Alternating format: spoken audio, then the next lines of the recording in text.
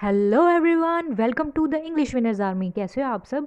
तो कल के हमने अपनी वीडियो में देखा था chapter 1 who did Patrick's homework, और आज हम उसी के क्वेश्चन आंसर्स डिस्कस करने वाले हैं। तो देखते हैं, सबसे पहला क्वेश्चन हमारा है इसमें कि what did Patrick think his cat was playing with, what was it really. मतलब कि जो पैट्रिक है वो क्या सोच रहा था कि उसकी कैट किसके साथ खेल रही है, बट एक्चुअल में वो थी क्या।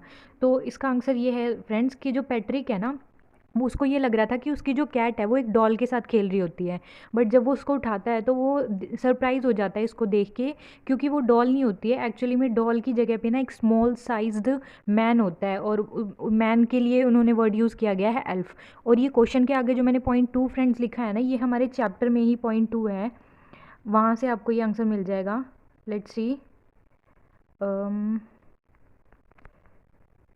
यस, यहाँ पे देखिए, then one day he found his cat playing with a little doll and he grabbed it away. To his surprise it was not a doll at all but a man of the tiniest size. तो यहाँ से हमको ये answer मिलता है कि actually में Patrick की कैट जिसके साथ खेल रही थी वो कोई डॉल नहीं थी, बट एक स्मॉल साइज्ड मैन था। तो इसी के साथ सेकंड क्वेश्चन हम देखेंगे।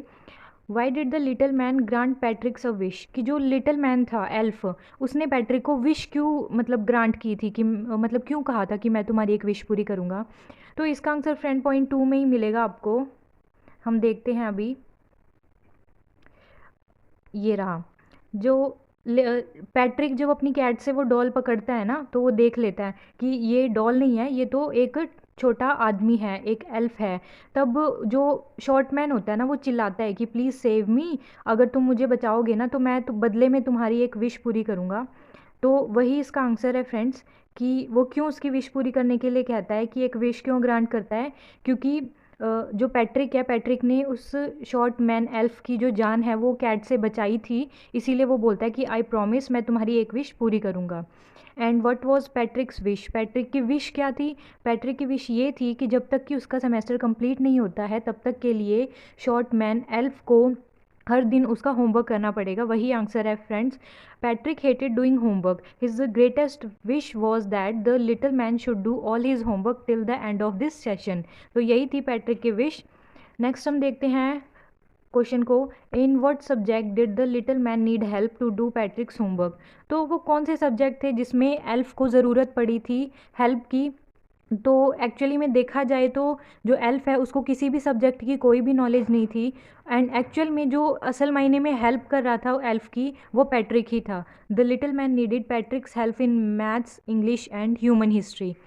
तो ये सब्जेक्ट्स थे जिनमें एल्फ को ज़रूरत पड़ी थी पैट्रिक की हेल्प की। तो इन सभी सब्जेक्ट्स में पैट्रिक ने लाइब्रेरी से बुक्स इशू करवाई, अच्छे से उनको पढ़ा, डिटेल में स्टडी किया, तब जाके उसको गाइड किया। तो ये कुछ सब्जेक्ट्स थे।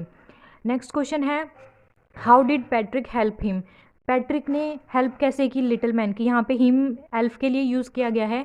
सो इसका आंसर फ्रेंड्स ये है कि Patrick set beside the little man and guided him, he brought books from the library and read them out to him.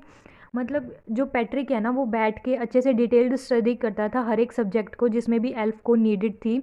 तो उनको अच्छे से डिटेल में स्टडी करता था, खुद वो सॉल्व करके देखता था क्वेश्चंस को, एंड खुद जब अच्छे से कंप्लीट उसको पता लग जाता था ना, कंक्लूजन पे आ जाता था, तब जाके वो एक ब्रीफ एक्सप्लेनेशन देता था एल्फ को। तभी जाके एल्फ जो है पैट्रिक का होमवर्क करता था। तो इन एक्चुअल में कि बहुत ज़्यादा जो सारी मेहनत 100% मेहनत जिसे हम कहेंगे, तो वो पैट्रिक की ही थी, जो वो इतना डिटेल्ड में स्टडी करता था, रात भर सो नहीं पाता था। तो पैट्रिक ने ऐसे हेल्प की थी एल्फ की। हमारा लास्ट क्वेश्चन है friends, who do you think did Patrick's homework, the little man और Patrick himself, give reason for your answer. आपको क्या लगता है फ्रेंड्स कि पैट्रिक का होमवर्क असल मायने में किसने किया था, खुद पैट्रिक ने किया था या फिर एल्फ ने किया था। तो इसका आंसर ये निकलता है, हमने चैप्टर अपना कंप्लीट पढ़ लिया था, और चैप्टर में जैसे हम देखते हैं कि एल्फ को तो कुछ भी नॉलेज नहीं थी, ना ही उसको इंग्लिश के वर्ड्स ढंग से पढ़ने आ रहे थे, मैथमेटिक्स में उसको एडिशन सब्ट्रैक्शन का कोई नॉलेज नहीं था, ह्यूमन हिस्ट्री उसके लिए कोई बहुत ही बड़ी बला थी कि भाई पता नहीं क्या ही है, हमने तो कभी देखा नहीं। तो उसको इन यही डाउट्स क्लियर करने के लिए पैट्रिक लाइब्रेरी जाता था, बुक्स लेके आता था, रात रात भर जाके पढ़ता था, अच्छे से डिटेल्ड स्टडी करता था, पूरा अपना 200% देता था वो अच्छे से, एंड तब जाके फाइनली वो एल्फ को गाइड करता था हर दिन होमवर्क कंप्लीट करने में। तो इन एक्चुअल अगर देखा जाए तो पैट्रिक का जो होमवर्क है ना, खुद पैट्रिक ने ही किया है, क्योंकि एक्चुअल आंसर्स क्या थे होमवर्क में जो मेन एडिशन सब्ट्रैक्शन जो कंक्लूजन था, सॉल्यूशन था, ये सब तो उसको एल्फ को पैट्रिक ने ही गाइड किया था ना। एल्फ ने तो सिर्फ उसको राइट डाउन किया था, बल्कि एल्फ को कोई नॉलेज नहीं थी, वो सिर्फ नोट डाउन कर रहा था जो जो पैट्रिक कहा करता था। तो इन एक्चुअल पैट्रिक का जो होमवर्क है वो खुद पैट्रिक ने ही किया था। हमारा आंसर भी कुछ ऐसा ही है। It was Patrick himself who actually did all the homework. He had to help the elf again and again with guidance and books. So friends, इसी के साथ हमारे इस चैप्टर के टेक्स्ट बुक के क्वेश्चंस कंप्लीट होते हैं। अगर आपको एक्स्ट्रा क्वेश्चन आंसर्स चाहिए तो please let me know in the comment box. इसी के साथ हम अपना सम अप करते हैं वीडियो को। मिलते हैं नेक्स्ट चैप्टर के लिए अनदर वीडियो में। तब तक के लिए स्टे ट्यून्ड।